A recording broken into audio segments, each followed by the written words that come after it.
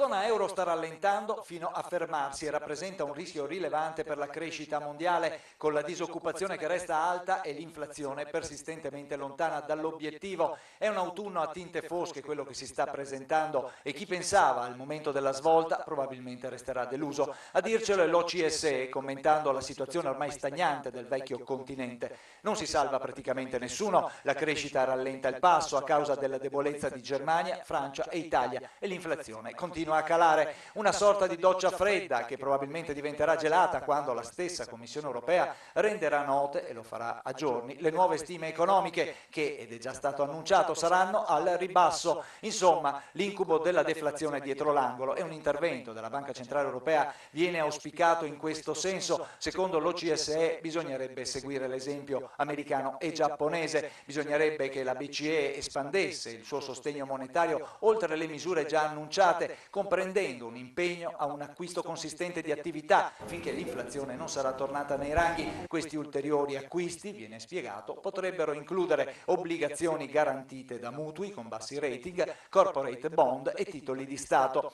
Per quanto riguarda l'Italia, le previsioni dell'OCSE non sono ottimistiche. Secondo le stime il PIL crescerà, ma meno di quanto indicato nella legge di stabilità. Nel 2015 l'OCSE stima un più 0,2% contro un più 0,6% programmato e un più 1% nel 2016, numeri che posizionano il nostro Paese nei bassi fondi della speciale classifica del G20 per l'anno prossimo. Siamo penultimi davanti alla Russia, ferma a quota zero. Così non è mancato un commento a quanto ha messo in campo nell'ultimo periodo il governo Renzi, la riforma del mercato del lavoro che viene definita coraggiosa, ma per l'OCSE la grande sfida è quella che ormai ben conosciamo, una sfida chiave, far seguire agli annunci fatti un'applicazione di successo delle riforme già in cantiere. Buonasera e benvenuti ad iReporter Sera, l'inizio di una serie di appuntamenti ogni giovedì alle 20 su TV7, alle 21 scusate, su TV7 Triveneta. Vi aspettiamo qui tutto lo staff insieme per parlare di quelle che sono le problematiche ma anche le opportunità del Paese Italia ed in particolare del Nord-Est. Questa sera avete capito parleremo di economia, parleremo di lavoro, parleremo di quali sono i lavori di domani che i nostri giovani devono avvicinare ed approcciare con forza. Con chi ne parliamo questa sera? Vediamo i nostri ospiti. Allora, innanzitutto Nicola Ramundo, Osservatorio Difesa del Contribuente, che mi aiuterà sicuramente a fare il quadro della situazione parlando anche un po' di numeri. Certo, di economia. Parleremo di economia. Eleonora Mosco, donna giovane e brava, il nostro vice sindaco comune di Padova, nonché assessore al commercio e alle politiche giovanili. Buonasera a tutti. Buonasera Eleonora. Abbiamo poi Corsano Nicola, consiglio direttivo giovani imprenditori Confindustria Padova. Buonasera a tutti. Buonasera, ancora giovani, quindi ancora proposte per quello che è il settore giovanile? Assolutamente sì. Benissimo, ne parleremo questa sera. Continuiamo poi con Fabio Salviato, fondatore di Banca Etica, nonché Presidente Federazione Europea Banche Etiche Alternative. Buonasera. Buonasera Fabio, con Fabio riusciremo ad avere anche un quadro europeo, anche eventualmente parlando di fondi? Assolutamente sì. Assolutamente sì, ottimo. Continuiamo con Massimiliano Pellizzari, Presidente Associazione Commercianti Centro e possiamo dirlo anche Presidente Fiera Immobiliare. Certo, buonasera. Buonasera Massimiliano. Buonasera a voi. Allora, cominciamo parlando di numeri, perché con i numeri a volte si riesce anche a quadrare il cerchio in maniera un po' più semplice. Io chiedo l'aiuto a Nicola Ramundo.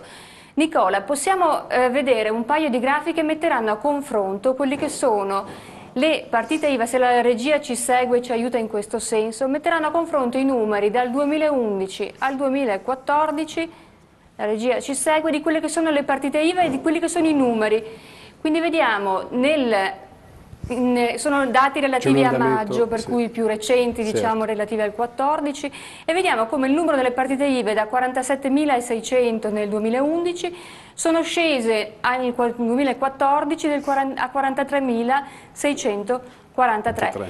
Quindi parliamo di un decremento importante. Certo. Che ha coinvolto, lo possiamo vedere nel grafico successivo, ha coinvolto specifiche categorie in particolare. Certo. Prego. Allora, il dato non deve far immaginare qualcosa di diverso se non quello che c'è una caduta del numero di partite IVA. Questo è dovuto naturalmente alla crisi che incombe, ma soprattutto anche a quella parte che io chiamo di partite IVA occulte, cioè di quei ragazzi che sono dovuti purtroppo munire di partita IVA per poter lavorare e che oggi, non avendo più la possibilità di proseguire con l'attività, devono chiuderla. Quindi un numero molto rilevante di quella quota è data proprio dai giovani in cerca ancora di occupazione, ma che momentaneamente hanno chiuso la partita IVA. Il dato più sconfortante è che dalla nostra indagine soprattutto le società in nome collettivo, le società individuali... individuali... Possiamo andare sulla seconda tabella, che la nostra tabella, eccola là, la successiva per favore. Eccola lì, come vedete c'è proprio un drastico taglio. La successiva invece mostra il dettaglio relativo al 13, anno 2013 confrontato al 2014. Se voi vedete, prego. A maggio per esempio 2011 c'erano 47.624 partite IVA, abbiamo registrato a maggio di quest'anno 43.643, quindi il calo è vistoso. Se ragguagliato ad anno abbiamo circa 400.000 partite IVA chiuse, quindi significa 400.000 attività che ormai sono morte. Certo, quindi al netto tra le nuove e le chiuse, quelle sì, tra che hanno i nati chiuso. e i morti, diciamo, la natalità e la mortalità. Vediamo la tabella successiva, se vediamo per favore. l'altra, eccola qui.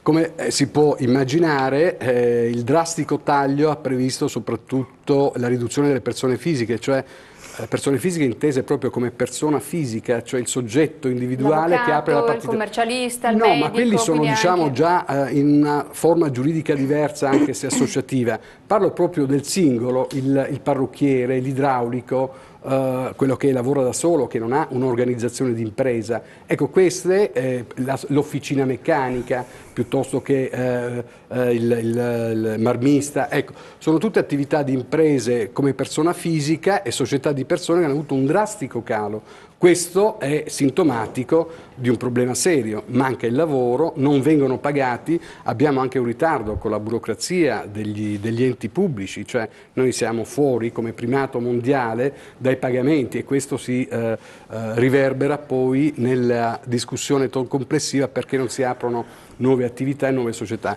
L'unico dato che invece vorrei dare, che è furbetto, nel senso che l'abbiamo scovato noi, è le società di capitali. Stranamente, rivediamo la grafica. Mentre le società di persone e le persone fisiche hanno un decremento, diciamo, nel corso del 2013 del 2014 sul 2013, se vedete le società di capitale, anche se di poco, aumentano. Cos'è questo dato? Non è che stanno arrivando i capitali dall'estero, perché in Italia non arriva più nessuno, sapendo che c'è una giustizia che non funziona, la burocrazia che ormai è ingessata, che le tasse ormai fanno scoppiare anche le pareti dei muri delle nostre case. Quello che rimane è una serie di persone che possono costituire, perché la legge da un anno lo prevede, le società unipersonali SRL a €1. Vi dico subito che questo del €1 non viene ben visto per esempio dalle banche, perché quando uno si presenta, un giovane anche ingegnere che tempo fa ci ha contattato, è andato in banca pur munito di un progetto eccetera, quando ha detto il mio capitale sociale è €1, si sono messi a ridere perché €1 non basta neanche a pagare una bolletta. Certo. Però c'è questa possibilità da parte della legislazione di creare delle SRL a socio unico, per cui responsabilità limitata sia dal punto di vista patrimoniale che dal punto di vista anche personale. Quindi quel dato non deve far pensare che siano entrati capitali dall'estero, società. Molto spesso ci sono state, e noi lo sappiamo come tecnici, fusioni, incorporazioni, cioè aziende che prima erano divise, si sono incorporate e sono diventate un'unica entità. Per cui anche quello è un dato rilevante. Le forme giuridiche diverse sono sicuramente quelle dovute alle onlus e alle associazioni, l'associazionismo in genere, che sta creando qualche possibilità di lavoro laddove c'è nel settore dei servizi questa ipotesi. Il dato più interessante però mi sembrava anche l'altra tabella, che forse non riusciamo a vedere, che riguarda i settori maggiormente... La precedente tabella? Vediamo Prego, se riusciamo a prenderla. Se la regia ci segue. Ecco, in quel dato dei 4.643 del 2014, maggio, sì, su maggio, è da rilevare una forte quota di società estere che sono andate via dall'Italia, quindi non più residenti nel nostro territorio. Orbene, questo ci pone sempre il limite di chi paga le tasse in Italia, perché questi signori che hanno sicuramente la sede legale all'estero, anche la Fiat ormai ce l'ha, non pagano più la tassazione in Italia, per cui tutto quello che rimane lo deve sopportare il contribuente italiano, che rimane fisicamente in un domicilio, in una residenza ben nota, che non può naturalmente far scappare via nessuno. Mentre questi signori possono fare anche, non dico un trasferimento di società, ma oggi si trova molto più facile delocalizzare nel senso negativo del termine. Non è una delocalizzazione positiva dal nostro punto di vista, ma è molto negativa, perché in questo momento che c'è una forte, ripeto, crisi, stagnazione dei consumi in Italia eccetera, noi mettiamo alla porta un sacco di persone, si parla a fine anno di 400-500 mila persone che perderanno i posti di lavoro. Mi vengono già i brividi a pensare cosa potrà fare il governo, se non uno shock proprio immediato per creare posti di lavoro. E vorrei rilanciare una domandina al rappresentante della Confindustria, mi permetto di dirglielo. Ecco, il governo Renzi ha messo a disposizione un bel plafond, no? Dal punto di vista delle agevolazioni, IRAP, cioè non si paga più l'IRAP sulla quota interessi capitale, interessi e lavoro. Non si pagherà più una certa quota dei dipendenti, i contributi naturalmente se si assume. La mia domanda è, ma gli industriali cosa danno in cambio? Posso intervenire, Prego. visto che c'è già chiesto anche a me, il passaggio direttamente del collega. Allora, la domanda chiaramente può avere molteplici risposte. Quella che mi sento di dover dire io è che probabilmente non si crea assolutamente lavoro con un decreto, non si crea lavoro semplicemente abbassando le tasse, il lavoro lo crea l'impresa che intraprende e imprende. Quindi sicuramente la riduzione dell'IRAP, dell'IRPEF probabilmente, anche dei contributi per i nuovi assunti, sono dei segnali che il governo sta rilasciando il piede sul freno e quindi si sta andando verso un sentiero che ci può portare verso una strada giusta e corretta. Ma non è che sia un regalo alle imprese questo che ha fatto il governo, per cui le imprese possono domani creare lavoro. Il lavoro non si crea così, ci deve essere la domanda prima, no? E sì, qui abbiamo però queste anche sono parole. Nel concreto che cosa succede, che cosa stiamo facendo? Perché noi abbiamo persone che sono a casa oggi, aziende che chiudono oggi, in Veneto imprenditori che si suicidano perché una vita passata... Mi scusi, vorrei sapere Fabio Salviato come vede la situazione oggi in Italia e che possibilità ci sono per una nuova economia nel Paese, se ci sono. Difatti questo è il punto fondamentale. Noi possiamo continuare nei prossimi anni a fare economia e a fare impresa, però con occhi diversi. Cioè tutte le ricette che sono state utilizzate negli anni passati per cercare di trovare, in qualche maniera rivitalizzare questa nostra economia non funzionano più. Già la Comunità Europea ci ha dato delle indicazioni, cioè ci sono dei settori che sono a forte impatto ambientale. Il settore dell'agricoltura, agricoltura magari noi diciamo biologica, biodinamica, il settore del turismo sicuramente, ma anche il settore dell'edilizia. Nel settore dell'edilizia, per esempio, noi abbiamo 20 milioni di immobili che consumano da ristrutturare. In Italia avrebbe 20 milioni di immobili da ristrutturare che consumano 4 volte di più degli immobili tedeschi. Quindi una programmazione probabilmente, una ristrutturazione, una visione diversa.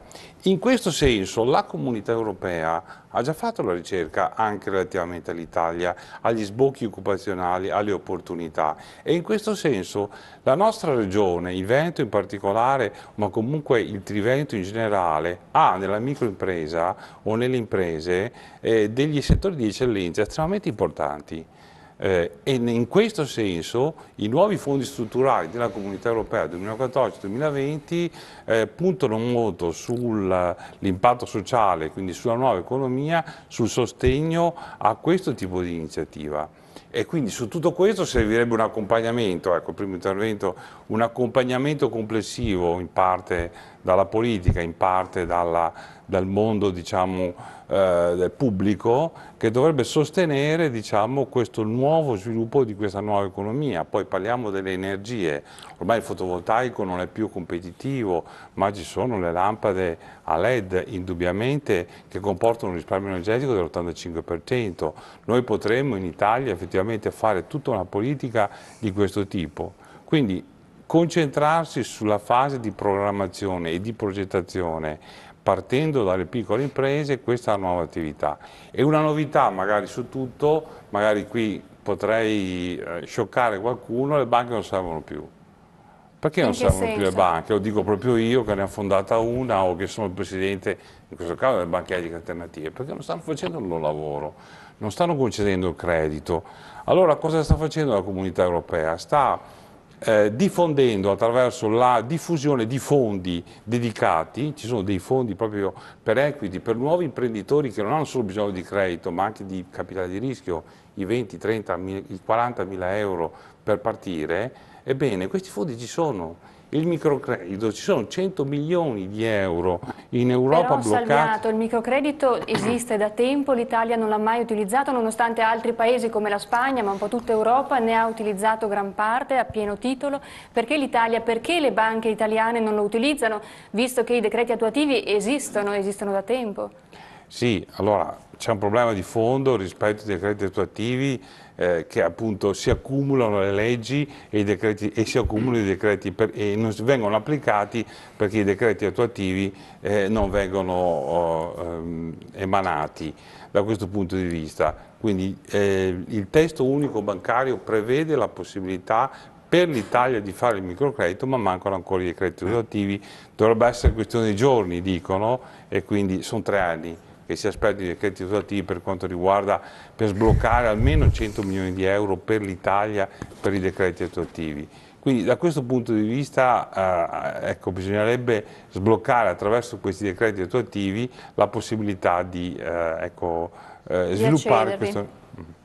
In questo senso il Comune di Padova, Assessore, sta accedendo ai fondi europei, sta cercando di cogliere quindi e portare a casa dei soldini per la città ed eventualmente su che attività, su che progetti? Allora, il Comune di Padova, il famoso accompagnamento di cui parlava il dottor Salviato, è quello che sta cercando di porre in essere concretamente. Come? Per quanto riguarda tutto il mondo dei giovani di cui mi occupo quotidianamente col mio assessorato alle politiche giovanili, con l'ufficio Progetto Giovani, noi abbiamo proprio predisposto un'area che si chiama un'area Europa, si chiama proprio lo Spazio Europa, nel quale non solo abbiamo un ufficio che dà le indicazioni concrete ai giovani che vogliono presentare dei progetti per recepire finanziamenti europei, quindi un sostegno su tutto l'iter da seguire. Quindi un sostegno amministrativo proprio per realizzare la domanda e poter accedere ai fondi. Esattamente, perché molto spesso ci si scontra con la burocrazia in Italia, che sappiamo uno dei più grandi mali con cui anche i nostri giovani si trovano ad affrontare, ma anche abbiamo un progetto che abbiamo anche questo ufficio che predispone dei progetti che presentiamo appunto all'Unione Europea nell'ambito della creatività, quindi tutta anche la parte della creatività, l'ambito culturale e artistico dei giovani che noi presentiamo appunto in Europa, e molto spesso questi progetti sono stati approvati. In Comune di Padova c'è comunque un ufficio sui finanziamenti europei che cercheremo di centralizzare ancora di più e sarà costituito da personale interno al Comune di Padova, proprio per dare questo tipo di servizio in più. Quindi sappiamo quanto è importante tutta la parte della mobilità internazionale anche per i giovani, perché possono essere, io dico, a passo con l'Europa e non solo a spasso in Europa, ecco, e quindi l'importanza della mobilità internazionale, cercando di fornire degli strumenti concreti a questi giovani per indicare anche il percorso da seguire per poter accedere a questi finanziamenti europei. Quindi il centro giovani, se sono un giovane, ho 25 anni, ho un progetto in testa e vorrei accedere ai fondi europei, dov'è l'ufficio e a chi mi devo rivolgere? Dai 15 ai 35 anni, presso il Centro Culturale San Gaetano, in via Altinate 71 al secondo piano, c'è l'ufficio del progetto giovani, c'è l'area Spazio Europa ai quali i ragazzi si possono servire per poter non solo richiedere tutte le informazioni, ma dove troveranno uno sportello Eurodesk nel quale oltre ad avere l'informazione sul recepimento dei finanziamenti europei potranno avere tutte le informazioni relative anche alle opportunità di lavoro in Europa, tutte le opportunità anche di formazione, di stage previsti e anche il servizio volontario europeo, insomma anche il mondo del sociale e del volontariato è fondamentale, quindi abbiamo tante richieste di giovani non solo degli altri Stati membri dell'Unione Europea che chiedono di venire in Italia e fare servizio, prestare un servizio di volontariato nella nostra città, ma anche viceversa tanti ragazzi nostri padovani armati di coraggio e di voglia di fare e a cui diamo delle indicazioni negli altri Stati membri dove possono svolgere attività anche di volontariato. Ottimo, quindi a casa ve lo siete segnati. San Gaetano, chi ha un progetto, un'idea da realizzare concreta può rivolgersi a questo sportello, sempre aperto per i giovani. Bene, questo comune. Massimiliano Pellizzari rappresenta un'associazione di commercianti, quindi di imprenditori, che ha deciso ormai da diverso tempo di riunirsi e rendersi autonome e dialogare direttamente con le pubbliche amministrazioni e con il comune di Padova poi in questo caso. Innanzitutto la scelta è vincente, è lungo il percorso, avete raggiunto degli obiettivi, come sta andando intanto? Beh, innanzitutto noi abbiamo iniziato questa avventura direi molto avvincente, molto entusiasmante un anno fa, l'abbiamo fatto in un momento molto difficile perché voglio ricordare che a ottobre del 2013 erano rappresentate solo ed esclusivamente le associazioni istituzionali, non c'era spazio per nessun altro e quindi noi con assoluta determinazione e anche con un pizzico di coraggio e forse anche un po' di spregiudicatezza abbiamo diciamo, messo in piedi questa realtà che ovviamente proprio in queste settimane abbiamo compiuto un anno e abbiamo festeggiato direi in maniera molto così diciamo insomma molto dinamica e cioè siamo stati contenti perché in 12 mesi abbiamo ottenuto dei risultati importanti e sorprendenti. Quanti siete oggi? Oggi noi possiamo contare circa 1 migliaio di associati e voglio ricordare che l'anno scorso ci siamo trovati in 30 in una gastronomia all'interno del comune di del centro storico di Padova.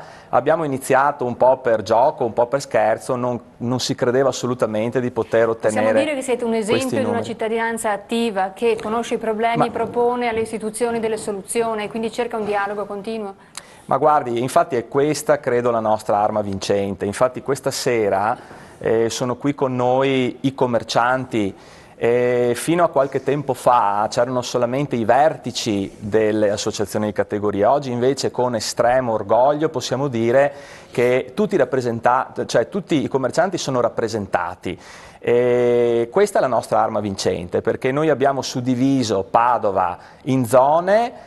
Per ogni zona abbiamo nominato un responsabile, un referente e ovviamente si danno delle motivazioni a ovviamente portare avanti determinati progetti, determinati programmi e guardi abbiamo l'entusiasmo perché il grafico che abbiamo visto poc'anzi diciamo, inquieta tutti, noi per primi che siamo le partite IVA.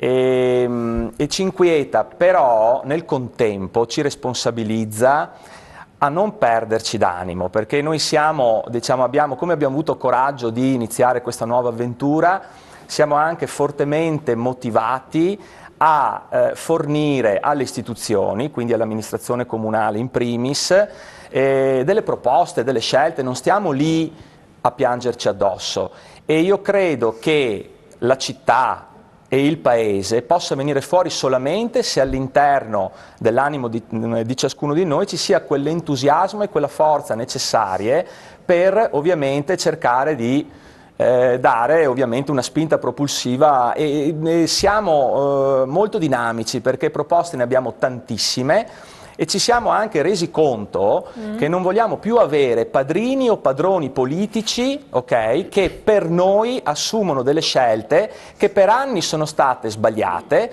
sono state delle scelte distorte, sono state delle scelte che non hanno sviluppato la città, perché a Padova da anni manca una programmazione di politica economica e commerciale che ha appiattito tutto. Ieri sera eravamo con alcuni commercianti dell'Arcella, tornando a casa verso le 11 di sera, ero con l'amico Andrea, e diciamo, abbiamo osservato via Tiziano Aspetti. Beh, via Tiziano Aspetti è distrutta.